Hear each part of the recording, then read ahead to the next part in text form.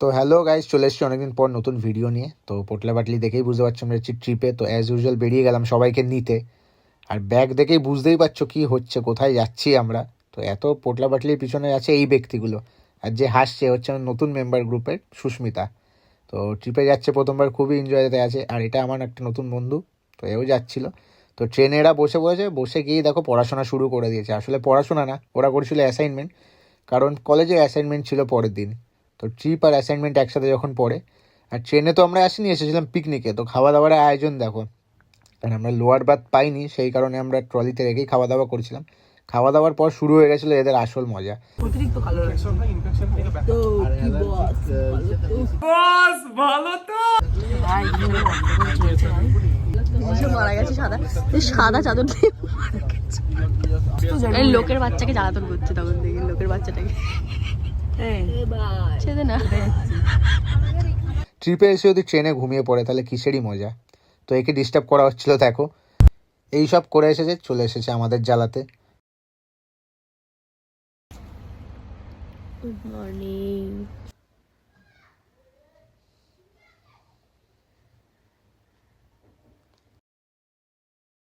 लेकिन ये साला कर क्या रहा है आप? পরের দিন সকালে আমাদের উইন্ডো থেকে এরকম একটা ভিউ দেখতে পাচ্ছিলাম। আর যতই ট্রেনটা যাচ্ছে এরকম কুয়াশায় ভরে যাচ্ছে। আর ট্রেন থেকে আমরা পাহাড় নোটিস করতে পারছিলাম, জানি না ভিডিওতে কতটা আসবে। কাঞ্চনজঙ্ঘা অনেকটা হালকা হালকা দেখা যাচ্ছিল, কারণ ওয়েদারটা ক্লিয়ার ছিল। তো এইসব করতে করতে আর এদের প্রেম ভালোবাসা দেখতে দেখতে আমরা আস্তে আস্তে ঢুকতে লাগলাম এনজিপির দিকে। তার মাঝখানে ট্রেনটা একটু দাঁড়িয়েছিল, আর এখন দেখো হালকা হালকা পাহাড়টা একটু দেখা যাচ্ছে। আর আমি একটু দাঁড়িয়ে পড়েছিলাম গেটের সামনে, একটু রোদ নেবো বলে। আর তার মধ্যে চলে এসছে নিয়ে ভিডিও করতে।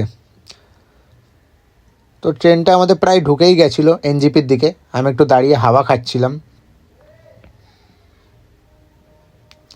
তো শেষমেশ আমরা পৌঁছে গেলাম এনজিপি স্টেশন।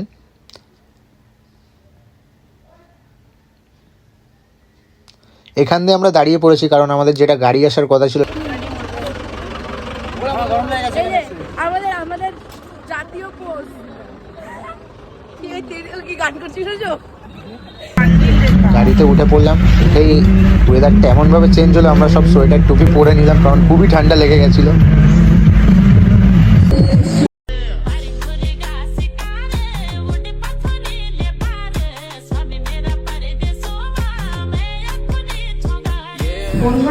তো দেখতেই পারলে আমরা সিকিমে পৌঁছে গেলাম। সিকিম থেকে গ্যাংটকে আমাদের যে হোটেলটা ছিল সেখানে আমরা দুপুরে খেতে বসে পড়েছি। আর এত টায়ার্ড থাকার পর এরা সিম্পল একটা ঘরোয়া রান্না আমাদের দিয়েছে, যেটা আমরা এক্সপেক্ট করেছিলাম। আমাদের মেনুতে ছিল ভাত, ডাল, বাঁধাকপি, একটা সবজি, অল্পই থাক।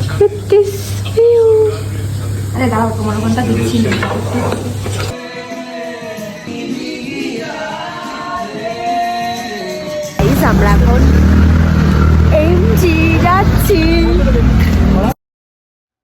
তো ফাইনালি আমাদের এমজি মার্গে যাওয়ার জন্য গাড়ি আমরা দেখছিলাম, কারণ আমাদের হোটেলটা একটু নিচে ছিল। তো লোকাল ট্যাক্সি আমরা করে নিলাম। আর একে দেখো সামনে বসার জন্য আমার সাথে ঝগড়া করছিল। তো যাই হোক, আমরা গাড়িতে উঠে পড়লাম আর আমরা এগোলাম এমজি মার্গের দিকে। আর রাতের ভিউটা খুবই অসাধারণ ছিল। মানে প্রথমবার, যেহেতু এর আগে আমরা দার্জিলিং গেছিলাম, ভিউটা এরকম ছিল না। তো রাতের গ্যাংটকের এই ভিউটা জাস্ট অসাধারণ, দেখে খুবই ভালো লাগছিল। মানে পাহাড়ে গেলে একটা আলাদাই শান্তি।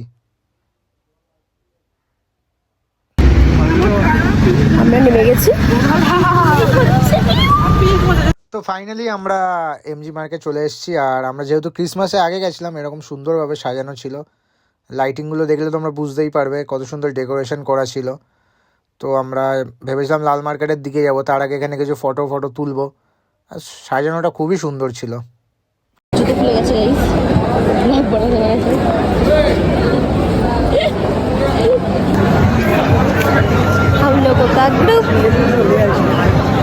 আমাকে তো নিচ্ছিস না, তুই তো আসলি ভাই টুপে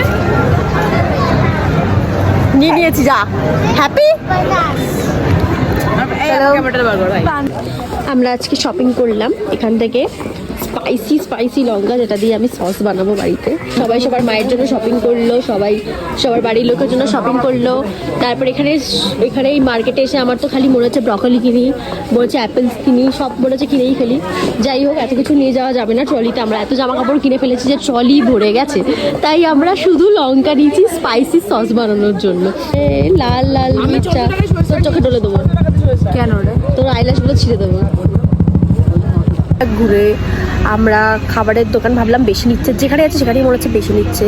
তো আমাদের এর মধ্যে একজন খুবই বুদ্ধিমান একজন ব্যক্তি আছে, সে বলল যে হয়তো এখানে বলে সেই জন্য প্রাইস বেশি নিচ্ছে, বাইরে গেলে হয়তো কম নেবে। তো তার কথা শুনে আমরা এলাম এখানে।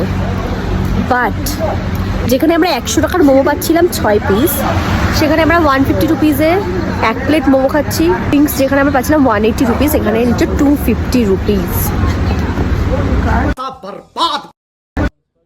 তো ফাইনালি আমাদের মোমোটা চলে আসে, এটা অর্ডার করেছিলাম। তারপর সুন্দর একটা গান শুনতে শুনতে আমরা ফিরি হোটেলে, তোমরাও শুনে নাও। আমার মতো থাকতে দাও, আমি নিজেকে নিজের মতো গুছিয়ে নিয়েছি, যেটা ছিল না সেটা না পাওয়াই থাক, সব পেলে নষ্ট জীবন। তোমার এই দুনিয়ার ঝাপসালয় কিছু সুন্দর বুড়ো হাওয়া কাছের মতো, যদি উড়ে যেতে চাও তবু গা ভাসিয়ে দাও, তোর বিনা চোখ রাখবো না না না না না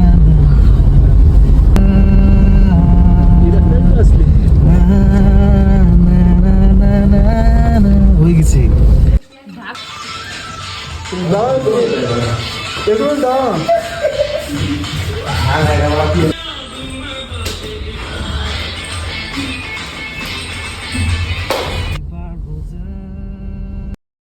আর নেক্সট দিন মর্নিংয়ে আমাদের হোটেল থেকে ভিউটা কিছুটা এরকম ছিল। তো যাই হোক, ভিডিওটা দেখতে গেলে দেখতে হবে বাকি পার্টগুলো। দেখা হচ্ছে নেক্সট ভিডিওতে।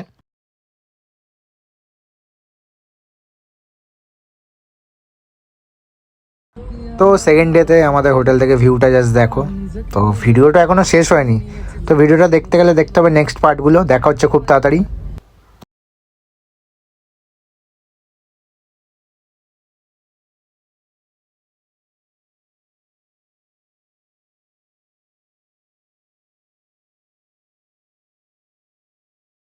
সব পেলে নষ্ট জীবন।